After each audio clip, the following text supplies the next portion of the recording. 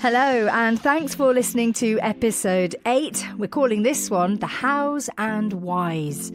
Our host Clare is particularly interested in the reasons and motivations, plus the methods that we first employ to give up drinking alcohol, and how those can all shift over time with a mindset change as we begin to embrace a more sober lifestyle. That's what we're talking about today with co-hosts Ruth and myself, Jane. And we'd love to hear what you think on this topic too. Thanks for listening. It's Fizz Free. Today's episode is more around the psychology as to why we drink, the whys and hows really, and how those change over time. So more around the initial why we drink to start with, and then going on to talk about the hows and whys of stopping drinking and examples of that, and how that changes really when you go into sobriety. And I don't think we really think about when we go on to the actual stopping drinking, we don't really see how it's going to progress into sobriety, because we're just taking that one step at a time, and the real niceties around those kind of whys and hows really. So for me, it was all about excitement, the drama of it, the gossip over the nights that we were sort of having, you know, realising that I was an adult and that I could do what I wanted. And it all revolved around like the weekends really. So everybody was going out, you know, in their 20s, and, you know, why not? Absolutely, why not? And I think that the hows are to do with the circumstance for me. I was definitely enabled to go out, have fun. It was all positive. Even the hangovers were a real sign of a good night out, you know, texting each other the morning after the night before to find out all the gossip that was going on, to fill in the gaps. So it was really exciting times.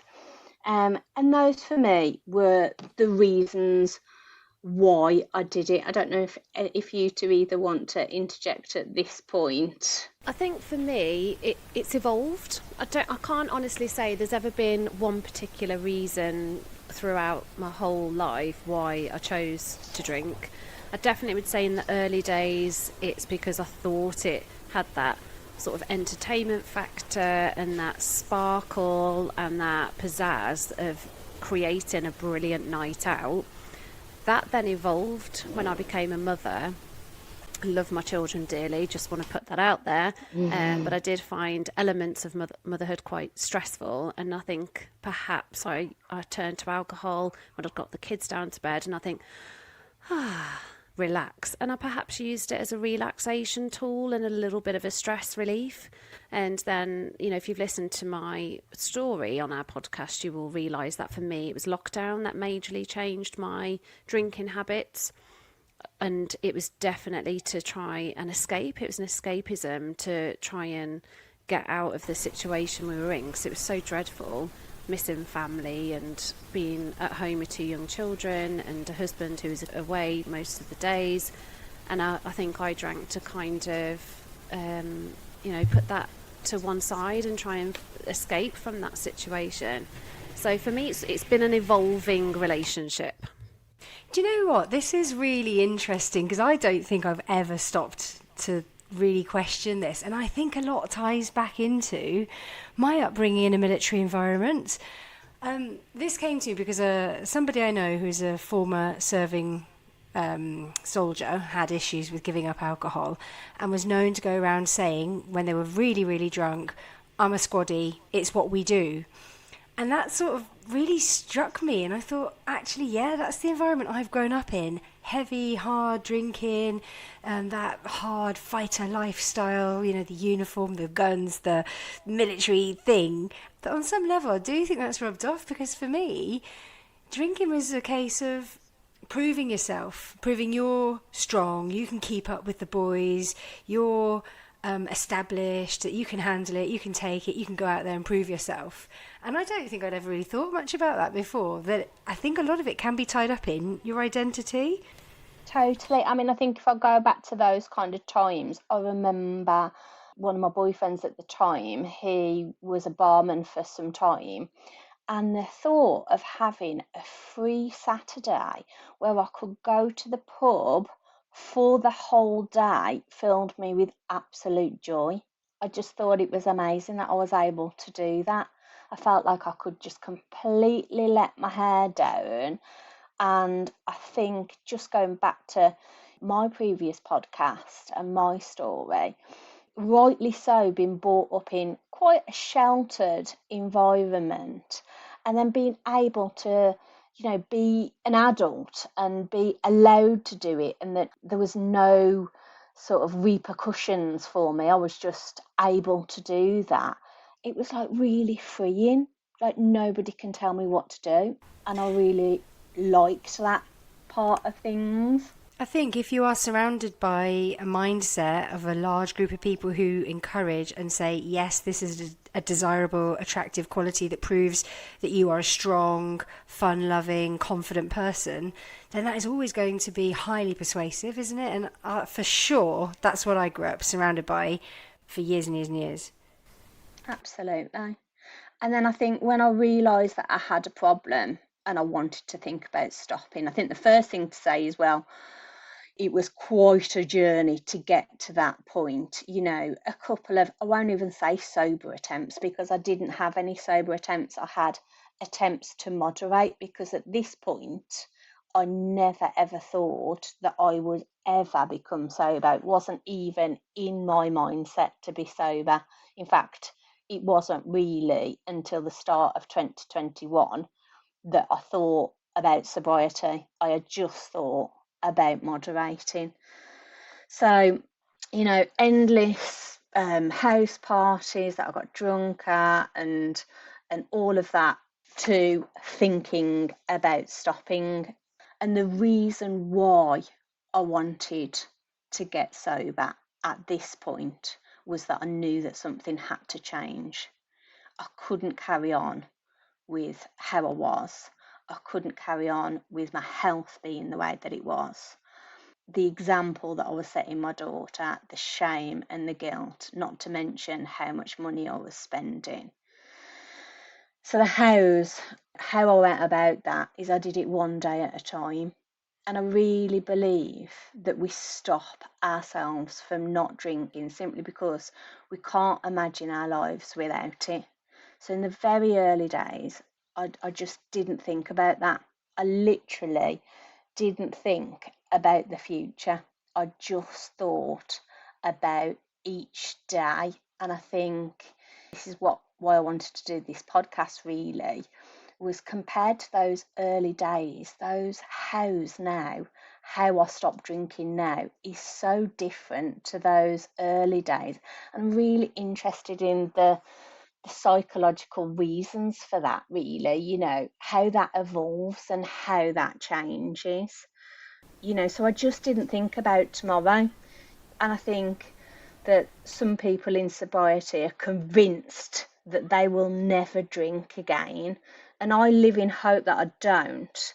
However, I have never said that I'm never going to drink again. And that's because, the most awful thing might happen tomorrow. Loss of parents, a really bad accident, complete trauma that we can't predict could happen tomorrow.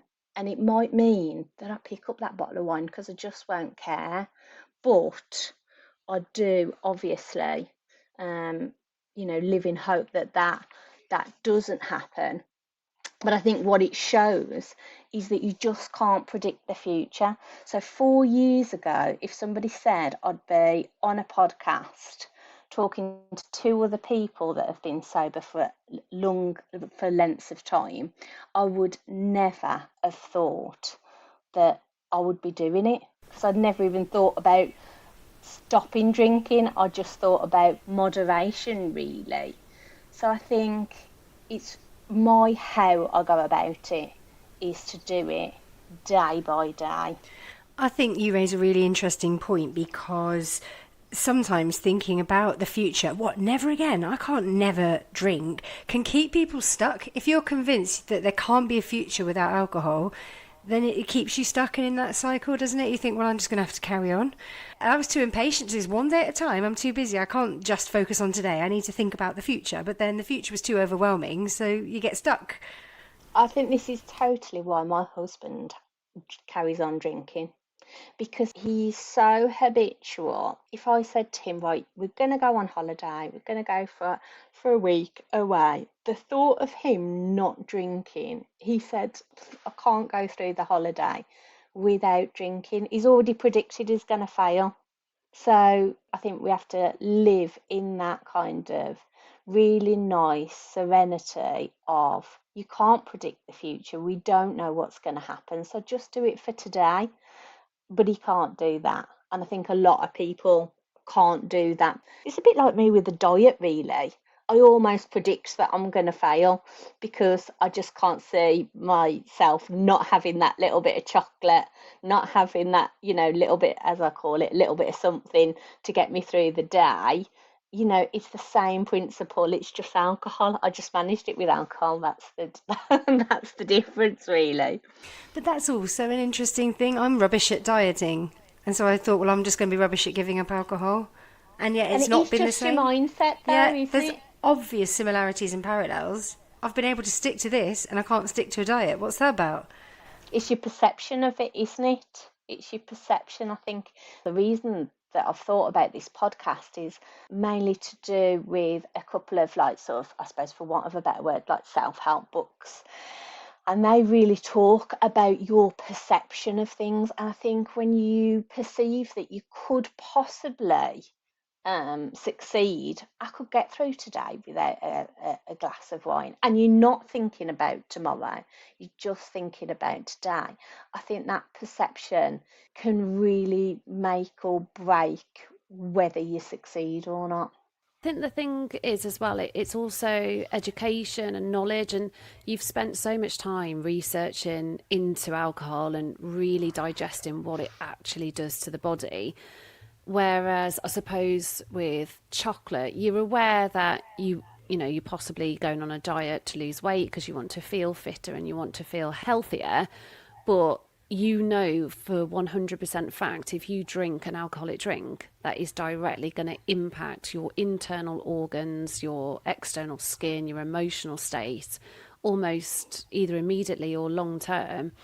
Whereas, the knock-on effects of having a little bit of chocolate of an evening isn't going to impact you there and then. Does that make sense? Yeah. I think it's building that bigger picture, though, isn't it? Because we do know that, like with sobriety, if you didn't have that chocolate, long term, it would, because you could just say that with one glass of wine. In fact, interestingly, it's kind of diversing slightly, but somebody that I know that's sober and has been for about 6 months had one glass of champagne and one glass of port at Christmas.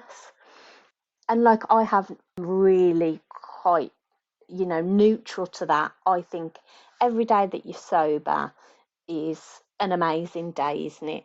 So she's done a good 6 months before, and she hasn't drank since Christmas Day.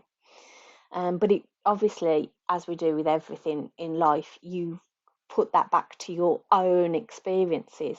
And for me, I couldn't give my sobriety away, not for a glass of champagne and a glass of port at Christmas. I just couldn't do it. Do you know what? It's almost fear as well, because I've read so many quit lits and listened to so many podcasts, and there's been quite a lot of people on there who have discussed their experience with being sober for a length of time and then having a drink and continuing that drinking journey. And they've all said, I don't think there's anybody who hasn't said this, that the second fall is harder.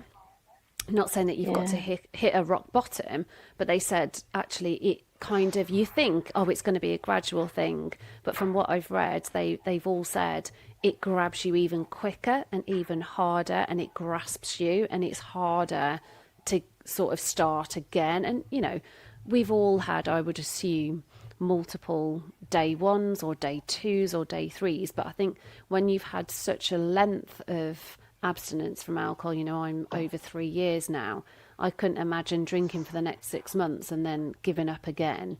I think it would take a lot of strength and a lot of willpower and a lot of effort to do that again. Do you know what's really sneaky, though, about alcohol and about the mindset is that when I was managing to start putting together some alcohol-free days, like 8 days here and then drink, and then maybe 12 alcohol-free days here, when I would go back to drinking, I would just have perhaps the one of an evening or maybe two, and I think, oh, look at me, I can moderate, I'm all right now. And that's just so deceptive, because then bang, the next night you're back to having 4 or 5. So it's just sneaky. Say, does it creep up? Yeah, it's straight got away. To creep up, hasn't it, really? Because your tolerance would still be, I'm guessing, you know, quite high, really. Yeah, but the fact that I would go back and just have maybe that one across the whole evening, which I hadn't been able to do before, would totally convince me that I got this under control now, until the next night, and then straight back to previous drinking behaviour. I think this is what's really interesting, is just the psychology around it, you know.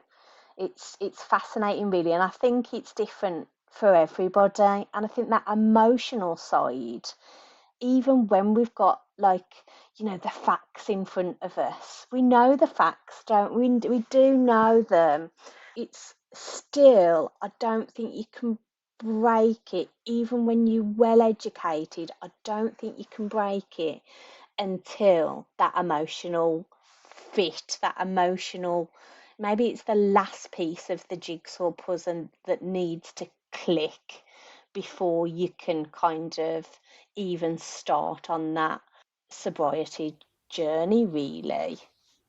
And I think I've got a few friends who are nurses actually, and they've always said to me, it's so easy to treat the problem and treat the symptoms, but it's so difficult to treat the patient. So you could have somebody sat in front of you and you could say, right, you need to change X, Y, and Z, but unless they understand why and sort of buy into their advice, she said they walk out the door and you know they're not going to listen to you. You know they're going to be back in the surgery in 6 months' time, probably in worse health, and you know, just not have taken your advice on board. And that's, you know, with alcohol, I would imagine they see that a lot.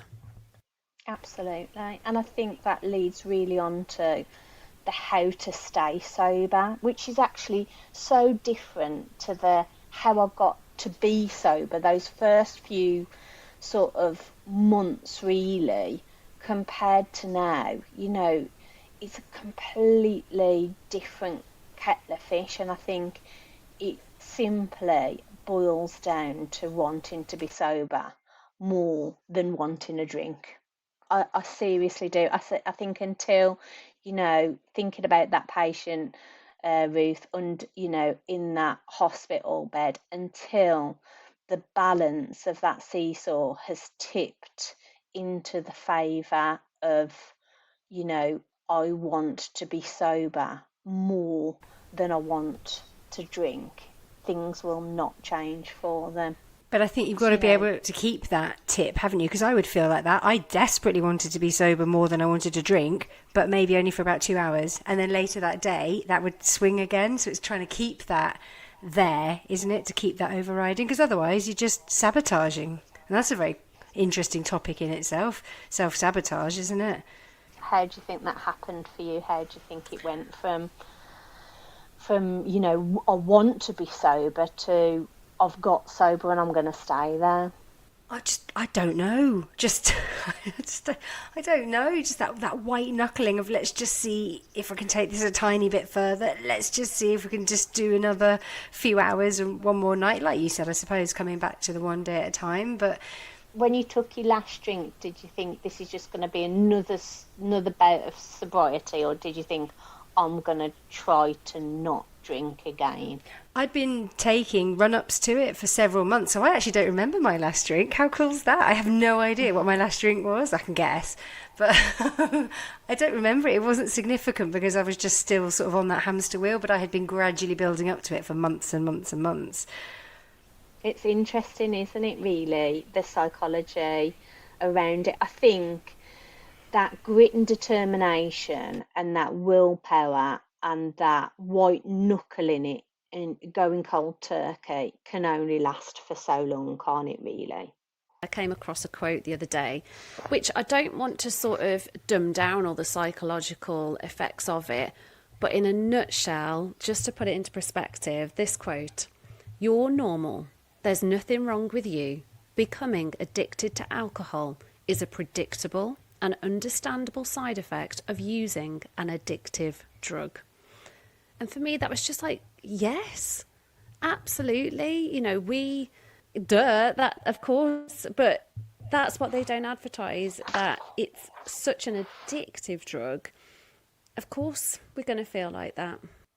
I think there is some white knuckle riding it, isn't there, for a while? I know you two have documented your sort of journeys at the very beginning, and that must be so useful to you now because you can like go back and really analyze how you thought and felt at that time. I didn't do that as much as I should have done. There's the odd thing that I've written on a few social media accounts, but nothing, like a journal or anything. And I don't remember that much about those first few months really, but I don't know whether it was just more like a switch had sort of flicked and I just thought it's just going to be a no today. I don't actually remember being desperate for a glass of wine at that point, which is really interesting, isn't it? But maybe I did, but it doesn't feel like that. How about you guys? Do you think you had any? Ruth, I would say that you were so determined at the start that it didn't even contemplate in your brain. It was really weird for me. I kind of saw it as, I'm angry at you. How dare I let you ruin my body for the length of time that you did? Why did I ever put you on a pedestal? It was as if I wanted to slap it away, like I was offended by its presence. There have been times, I'm not painting the perfect picture, there have been times when people have sent me holiday snaps and you've got this sort of cooling glass of red wine in the hot sun and you've got the beach in front of you, and for a moment I've had this pang of, oh man, that looks so desirable. But then I've actually sort of picked it apart and thought, right, what is desirable about that picture? Is it the wine? Not so sure, probably not. Is it the fact that somebody has sun on them? Absolutely, I love the sun. Is it the fact they've got a beautiful whooshing sea in front of them and the sand, and the fact they're not at work and they're just on a relaxing holiday?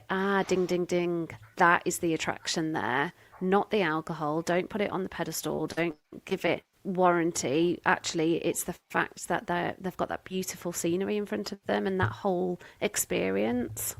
Alcohol is just associated with celebration, isn't it? And who doesn't want to be in a situation where you're holidaying or you're at a party, or that's what almost 3 years have been like for me. It's like the best 3 years really, because, and that's the bit that you don't think about. When I first became sober, I didn't think about, in 2.5 years' time, I'm going to have a clear head. I'm going to be far more organised than I've ever been. I'm going to have so much patience. The care that has come back and passion. Before, me and my husband, if we had a few words, I'd just think, oh, just let it go, Claire. Now I am like a dog with a bone. I need him to fully understand why I'm annoyed or frustrated or what the problem is. And I think everything just means so much more to me now. So it's really interesting how at the very start of my sobriety, the reasons why I got sober and how I did my sobriety at the very start versus now is a massive, massive journey, and it's almost changed really. Jane, how about you? Did you ever desire that? Those first few months, did you ever think, forget it, I'm going to pick up the vodka? I'm just thinking, going back to me saying that drink was very much associated with proving that you are strong and you can keep up and you're like one of the lads in that sort of military environment. I think over time with maturity, I've been able to let go of having to prove myself, because I'm not having to prove myself to anyone. Like, nobody's really looking at me, and I don't feel as though I have to do that anymore. So I've been able to make peace with just proving myself to myself and not creating like an image of keeping up with other people. So I think just that maturity over time and that bit more confidence in who I am, becoming a parent and working full time and just entering 40s has helped me lay peace with a lot of that urgency need to be drinking and keep up with all of that. I've been able to sort of think, well, I've always said this before, you worry about becoming boring, but boring to who? Things change over time, don't they? So I've been able to sort of make peace with that. And just slightly as a separate note, by the way, when Ruth mentioned that she had seen a really good meme or something online, the best one I've seen is this: quitting drinking is easy. I did it loads of times. Yeah, and that's the problem, right? I did it all. I was quitting left, right and centre. Anyone could quit. But like you were saying, Claire, it's making it stick. It's like keeping that tip to seesaw balance there in the right zone and not just flip-flopping back again. Just to finish up and put a really positive spin on here, I don't know if you've seen who's come out recently as being sober, but such an influential, huge current actor at the minute. But Tom Holland has actually come out saying that he felt he was having issues with alcohol, and he started off with dry January, which led into dry February, and he got to June and he was like, oh my God, I did have an issue with alcohol and I'm feeling so much better for not drinking and I'm sleeping better. And I just thought, these celebrities, they're coming out thick and fast and hopefully spreading this sober message to everybody that you are not giving something up. Get that out your head. There's nothing to give up. You are only gaining from being sober. That is such a nice finish to it, really, because I had a conversation on my wedding day with a guy that is vegan, and everybody we had this really amazing conversation, really quite in-depth conversation on my wedding day, and he was talking about me not drinking and I was talking about him being vegan, and he said the similarity between the two was people that on the outside of that think about what you're giving up. They never think about the thing that you're gaining. And it is again down to perception, isn't it? So your perception when you first start this journey is, I'm giving up alcohol. But I think you really don't think long term about the things that you're going to gain until you start gaining them. Just like his story, isn't it? And I think it ties in really nicely with a shift in social trends.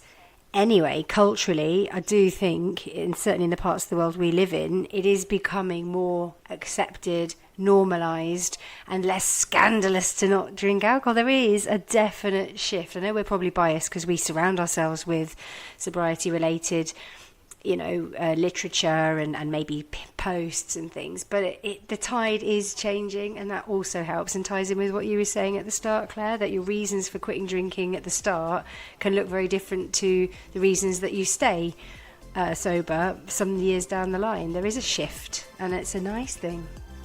Maybe it ties in with self-confidence, like you were saying, Jane. You don't care what other people think so much now. Who are you proving it to? I think it's been a fabulous podcast, ladies, and I just really wanted to thank you for joining us today. We're Ruth, Jane and Claire. It's been a pleasure to spend this evening with you. Thanks for listening to Fizz Free. Find us online on Facebook, YouTube, on X and Instagram, as well as most major streaming platforms. If you'd like to get in touch with the show, the email is fizzfree0, the number 0, @gmail.com. Don't forget to rate us and to give us a like and a share to spread the word. Changing your relationship with alcohol. Less fizz, more free.